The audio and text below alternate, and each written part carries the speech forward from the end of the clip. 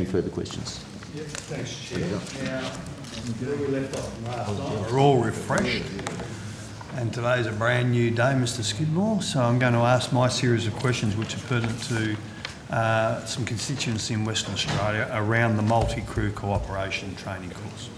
So, once again, and I'll start, if I can just have direct answers, I'd really appreciate it. If you give me answers to questions I don't like, I accept that, but I would like an answer, so if we can.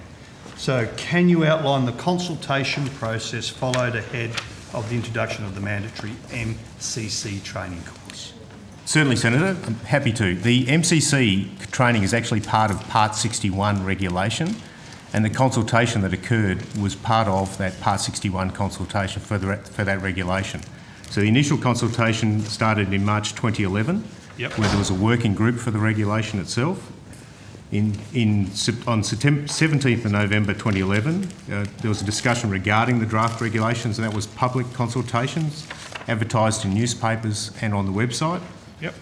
In June 2012, there was a working group for the Manual of Standards to do with Part 61. And on the 5th of June 2013, there was a draft Manual of Standards which went through public consultation, advertised in newspapers and on the website. Okay, very good, thank you. Who was in the working group? The working group meetings involved a number of personnel from I'm not sure if this is a complete list, I'd have to check with Executive Manager Peter Boyd. Yes, it is. Oz Alpha, Aero Clubs, Oz Australian Airline Pilot Association, Aero Clubs, the Aerial Agricultural Association Australia, Sports Aviation Australia, Qantas Link and Qantas. Where would the smaller airlines who look after the regional Western Australia, where would they be represented in that group?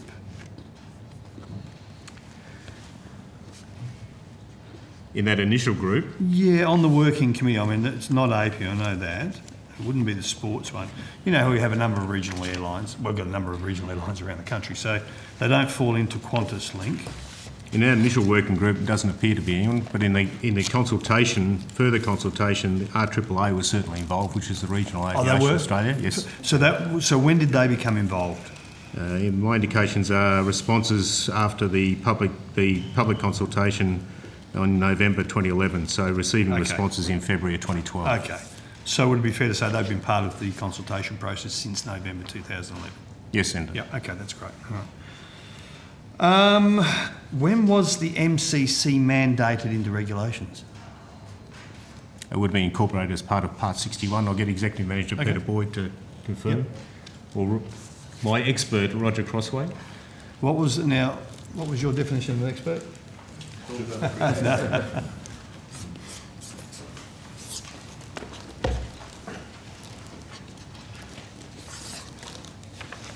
Thank you. Roger Crossway, Manager Flight Crew Licensing Standards at CASA. The multi-crew cooperation training requirement was first mandated when the Part 61 licensing regulations came in February 2013. Commencing in 2014. 2013 was regulated, commenced in when, 14? Yes, in September 2014. 14, thank you. Now, when was the first course available to pilots?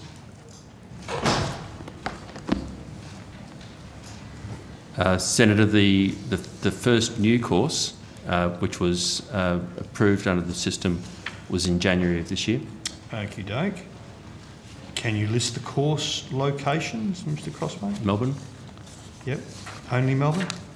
Correct. Okay. Can you list the providers of these courses and outline how a company becomes accredited to deliver these courses? Now, if that's a long, lengthy question, I'm happy to take the long, lengthy ones on notice. Okay. But as I say, I'd much rather have an answer so it doesn't create all this extra paper trail for you guys when you're... I think the process, Senator, would best be addressed by taking that one on notice and providing you with that detail. Yep, that's fine. Yep, okay. So that's on notice.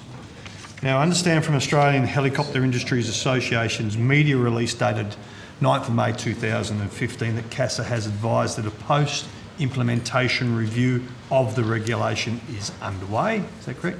That's correct, Senator. Can you explain what the review will be looking at specifically? A number of aspects, Senator, in particular just looking at in regards to the Part 61 implementation, how it's gone so far, issues associated with it. It's a normal part of our regulations implementation that we'd go through and do a post-implementation review. So it's just a normal, sorry to come over you, Mr Skidmore, but it's a normal process that you do, but you don't have anything at this stage that you'll be targeting, is that?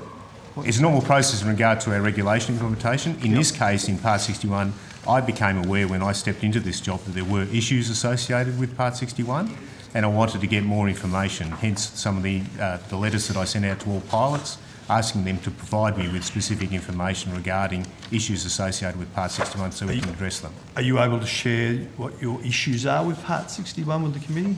It's not my issues, it's the issues that are associated out there by the aircrew, Senator. Okay. All right, good. Could you tell us who would be conducting the review?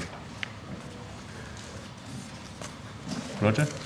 Senator, the post-implementation review is organised by CASA, and we consult with the same group, the Standards Consultative Committee and the FCL Subcommittee on the issues that are raised for review, and we go through step by step each of those issues, consult them and look at solutions to either change the regulations or introduce an instrument to deal with the particular problem that's arisen. Okie doke. And what we have found out is since the initial working group was put together, the RAAA have now joined in November. Are there any other groups that have now joined as part of the working group? Yes, Senator, the response from industry on post-implementation has been very strong and very healthy. We've had particular engagement with the helicopter sector, which is pleasing, and so the RAAA is now more involved. The AHIA and other helicopter people.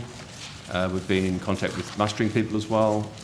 We've got the Aero Club movement, so quite a good number of extra people are now involved in that post-implementation review process. Tremendous. And what I will do is, if you can just take this on notice, just let us know who actually is on the working group. You don't have to go through them all if there are any additional ones now, but I appreciate that. Thank you.